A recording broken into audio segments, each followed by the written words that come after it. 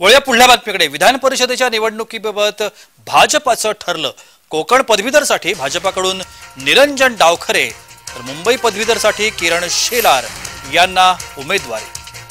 कोकण पदवीधरसाठी भाजपानं आपले उमेदवार जाहीर केलेले आहेत। निरंजन डावखरे यांना उमेदवारी दिलीच होती,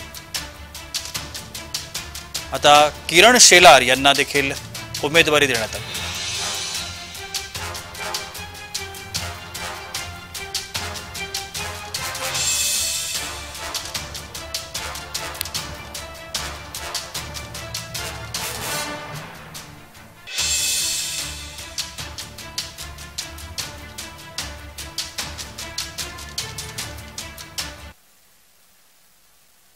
आपण या सगळ्या संदर्भात अधिक माहिती घेऊया। आमचे प्रतिनिधी कुणाल भोईटे आता माझ्यासोबत आहेत। कुणाल, कशा पद्धतीने ही रणनीती आखली गेली आहे?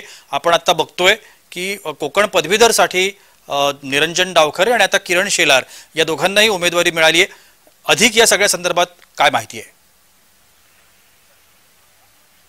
प्रशांत, एकंदरीत पाहायचं झालं तर लोकसभा निवडणुकीनंतर जर बिगुल वाजला असेल तर कोकण पदवीधर म्हणजे पदवीधर मतदारसंघाचा आणि शिक्षक मतदारसंघाच्या निवडणुकीचं बिगुल जे आहे ते वाजलेलं आहे। कोकण पदवीधर मतदारसंघासाठी जे विद्यमान आमदार आहेत किंवा जे विधान परिषदेमध्ये निवडून गेलेले आहेत मागच्या वेळेस, ते निरंजन डावखरे यांना पुन्हा संधी जी आहे ती भारतीय जनता पार्टीने दिली असली तरी सुद्धा महायुतीमध्ये बिनशर्त पाठिंबा दिलेल्या मनसेने देखील या ठिकाणी उमेदवार दिलेला पाहायला मिळतोय।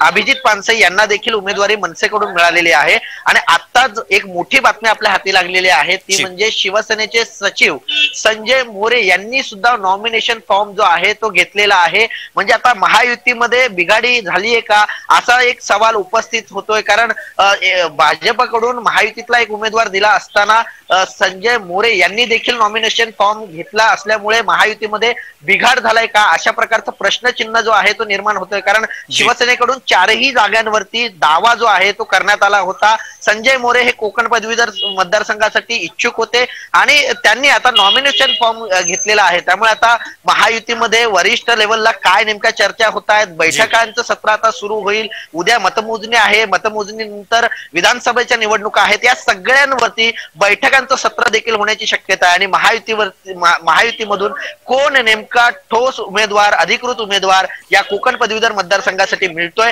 हे पाहणं महत्वाचं असणार आहे। प्रशांत, धन्यवाद कुणाल, आपण दिलेल्या या विस्तृत माहितीसाठी।